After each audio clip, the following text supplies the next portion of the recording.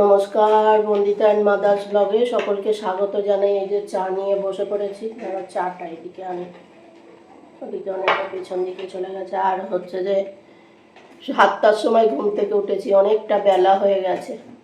আজকে ঘুম থেকে উঠে চলো চা খেয়ে নিই। আর ঘুম ঠিক মতো না হলে কী হবে, মাঝখানে একবার উঠেছি।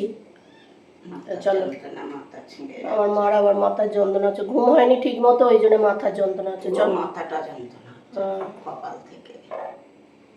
চলো চা খেয়ে নি। এই যে চললাম বাজারে। আজকে এই দিক দিয়ে যাচ্ছি, ওই দিকের রাস্তাটা খারাপ। মার আমি এদিক দিয়ে যাচ্ছি। মাই সামনের দোকান থেকে দুধটা নিয়ে চলে আসবে, আর আমি যাব বাজারে। বাজার করে আনি একটু। চলো বাজার করে আনি, তারপর দেখা হচ্ছে। এই যে সানডে স্পেশাল ব্রেকফাস্ট। আমি এই বাজার থেকে এলাম, বাজারে গেছিলাম, ঝমঝম করে বৃষ্টি এসছে। আর সানডে স্পেশাল ব্রেকফাস্ট লুচি, সাদা আলুর চচ্চড়ি, এখানে ল্যাংচা, আর আমার বাড়ির নতুন সদস্য দেখো এসছে, 3জন এসছে। 2জন আসছিল, এরও ইচ্ছে হয়েছে আসার, ওই জন্য ও চলে এলো। এই যে আমার মা আলু চচ্চড়ি করে রেখেছে, আমি এসে লুচিটা করলাম। মেখে টেকে রেখেছিল, বেলে দিলে আমি ভেজে ফেললাম, না করলে হয়। চলো করে নি। রোজই তো চিকেনটা এমনিভাবে করা হয়, আজ ভাবলাম একটু চিকেন মোয়ারানি বানাবো। ওই হচ্ছে যে ওই জন্যে ম্যারিনেশান করে রাখবো। আর চিকেনটা যত বেশি ম্যারিনেশান করে রাখা হবে তত ভালো হবে।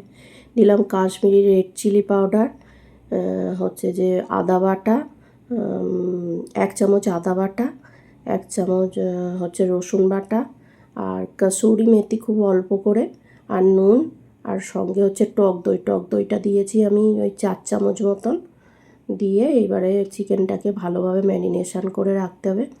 চিকেন যত ম্যারিনেশান করে বেশিক্ষণ রাখা হবে তত টেস্ট হবে রান্নাটায়। তা আমি তো প্রায় এই ম্যারিনেশান করে 2 ঘন্টা মতন রেখে দিয়েছিলাম, তারপর রান্নাটা বসিয়েছি। তা খেতে তো খুবই ভালো হয়েছিল। আমি তো রাত্রিবেলা ভয়েস ওভার দিচ্ছি, তা খেতে খুবই ভালো হয়েছে। তো যাই হোক, ম্যারিনেশান করে রেখে দেব। দিয়ে এবার আমি অন্য কাজ করব, করে নিয়ে তারপরে আবার চিকেনটা রেডি করব। ওই চিকেনে মশলা দেব বলে একটা মশলা দেব, ওই জন্যে এই মশলাগুলো বার করে নিচ্ছি। 2 চামচ মতন ধনে, 2 চামচ জিরে, আর 1 চামচ মতন মৌরি দিয়ে এবার এটাকে একটুখানি ভেজে নিয়ে, লাল লাল করে ভেজে নিয়ে এইটাকে গুঁড়ো করা হবে। তা যাই হোক, মা তো বেশি করে গুঁড়ো করে ফেলেছে মিক্সিতে। আমি বলেছিলাম 1 বা 2 বার ঘুরিয়েই দিয়ে দেবে। এটা একটু ওই ক্রাঞ্চি ভাব থাকলে ভালো লাগবে, মানে পুরো একদম গুঁড়ো না হয়ে হাফ হয়, ডাস্ট মতন, ওই রকম টাইপের হলে বেশি ভালো লাগে খেতে। তাই যাই হোক, গুঁড়ো যখন করে ফেলেছে, খেতে তো খারাপ হয়নি, ভালোই হয়েছে। তাই এইটা ভেজে নিয়ে ভালো করে, মানে ভালো করে বলতে কি একদম পুড়িয়ে না ভেজে, একটু যেই গন্ধ বেরোবে বা এটা একটুখানি কালারটা যেই চেঞ্জ হবে, তখন এটা হচ্ছে যে তুলে রাখতে হবে। রেখে দিয়ে এইটা গুঁড়ো করলে হয়ে যাবে। দেখো আমার ভাজা হয়ে গেছে প্রায়, হয়ে গিয়ে এবার ওইটাই বাটা হবে। তা যাই হোক, তোমরাও একদিন করে খেয়ে দেখো। তোমরা হয়তো অনেকে খেয়েছো, তা যারা খাওনি তারা এরমভাবে বানিয়ে দেখো, ভালো লাগে খেতে চিকেন মোয়ারানি। রোজই তো একরকমভাবে চিকেন করা হয়, এরম মাঝে মধ্যে এরমভাবে করলে বেশ ভালোই লাগে। দেখো এবার এটা একটু কালার এসছে, তা আমি এই যে মাংস নিয়ে এসেছি। আজকে তো হবেই, ওইটা ম্যারিনেশন করে রেখে দিয়েছি। ওদিকে ডগের মাংস হবে, এই আমাদের আরেকটু রেখে দিয়েছি। একদিন চিলি চিকেন করব অল্প করে। আর এই কই মাছ এনেছি, আর কাতলা মাছ এনেছি আজকে। এই ব্যাস, চলো ধুয়ে টুয়ে রাখলাম। কতক্ষণ সময় লাগলো ধুতে। এই যে পেঁয়াজ কেটে দিয়ে দিলাম। চিকেন মোয়ারানিটা করব অনেকক্ষণ, 2 ঘন্টা প্রায় ম্যারিনেশন করা ছিল। তার মাঝখানে আমি অনেক কাজ সেরে নিয়েছি, নিয়ে এবার ভাত করে নিয়েছি। আর এইটা এবারে করছি, বসাচ্ছি চিকেন মোয়ারানিটা। তাই এটা পেঁয়াজটা কেটে নিয়ে এবার লাল লাল করে ভেজে নেব। নিয়ে লাল বলতে কি একটু ব্রাউন মতন হবে, তখন ওর মধ্যে একটু আদা বাটা, আবার আদা বাটা দিতে হবে 1 চামচ, রসুন বাটা, সেইটা ভালোভাবে ভেজে নিয়ে আর ওর মধ্যে দিয়ে দেবো হচ্ছে একটু পেঁয়াজ আর কাঁচা লঙ্কা, একটা পেঁয়াজ তো কেটে দেওয়া হয়েছে, আর একটা পেঁয়াজ মাঝারি সাইজের পেঁয়াজ আর কাঁচা লঙ্কা একসঙ্গে বেটে আর ওটা দিয়ে ভালোভাবে ভেজে নিতে হবে।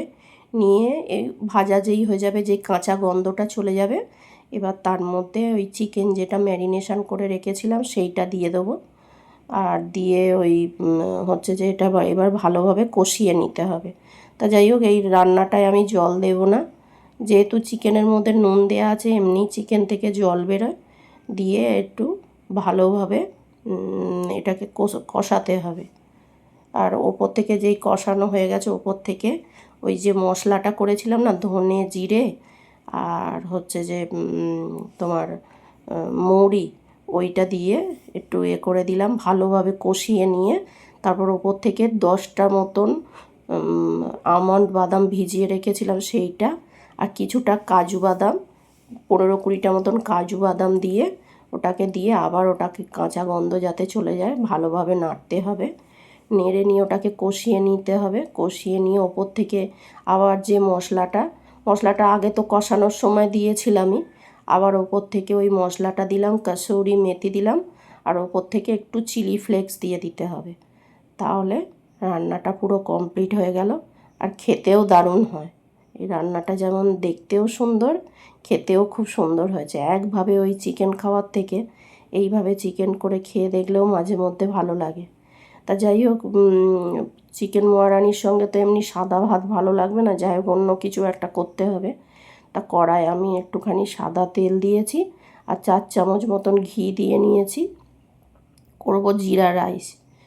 জিরা রাইস করার জন্যে কড়াইয়ে একটুখানি 2 চামচ মতন জিরে দিয়ে দিয়েছি আর 2টো শুকনো লঙ্কা দিয়ে একটু ভালো করে জিরেটা ভেজে নিলাম। জিরের যেই গন্ধটা, সুন্দর একটা ভাজার গন্ধ বেরোবে। এবার আস্তে আস্তে করে ভাতগুলো দিয়ে দিলেই হয়ে যাবে। তাই এই টাইমে গ্যাসটা খুব মানে তলায় ভাতটা লেগে যাচ্ছিলো বলে তাই আমি গ্যাসটাকে বন্ধ করে দিয়েছি।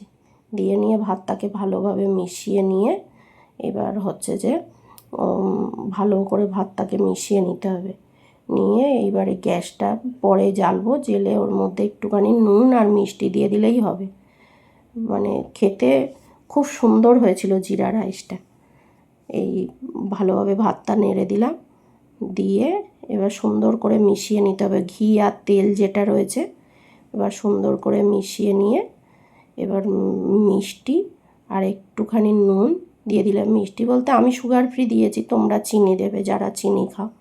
এবার পরিমাণ মতো নুন দিয়ে এবার ভাতটাকে একটুখানি ভালোভাবে নেড়ে নিয়ে ভেজে নিতে হবে ভালো করে। দেখো গ্যাসটাকে আবার আমি জ্বালিয়ে দিলাম, দিয়ে এবার ভালোভাবে নেড়ে নিচ্ছি। নেড়ে নিয়ে ওপর থেকে দেখলাম নুন মিষ্টি ঠিক আছে কিনা, তা দেখলাম নুন মিষ্টি ঠিক আছে।